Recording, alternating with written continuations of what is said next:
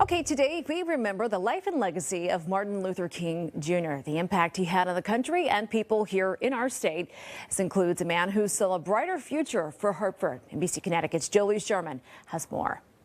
At the Connecticut Museum of Culture and History is a pair of brown leather shoes, a piece of United States history, worn by William J. Brown. Bill Brown was so instrumental and so poignant in advocating for the community and really being a champion for economic empowerment. After spending time in the Urban League movement around the country, Brown settled in Connecticut and became the first executive director of the Urban League of Greater Hartford. I believe he had garnered the nickname of the Dean of the East Coast of the Urban League. Brown wanted to see Black Americans treated equally and given the same economic opportunities.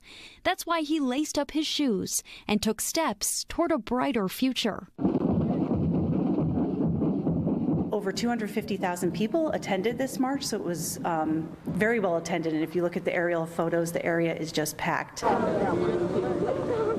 Brown participated in the March on Washington on August 28, 1963, when Martin Luther King Jr. gave his famous "I Have a Dream" speech. William Brown attended that event and wore the shoes, and they were so important to him that he kept them throughout his life. It's believed Brown and his children knew Martin Luther King Jr. very well. I'm told to even refer to him as Uncle Marty. And it was King's message of economic empowerment and mobility that inspired Brown and the mission behind the Urban League. We say that, the Urban League stands on 5 pillars.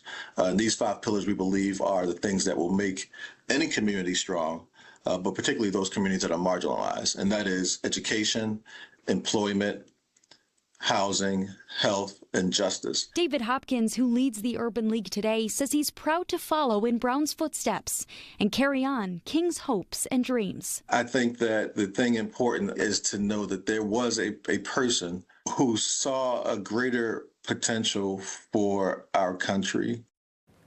And that was NBC Connecticut's Jolie Sherman reporting.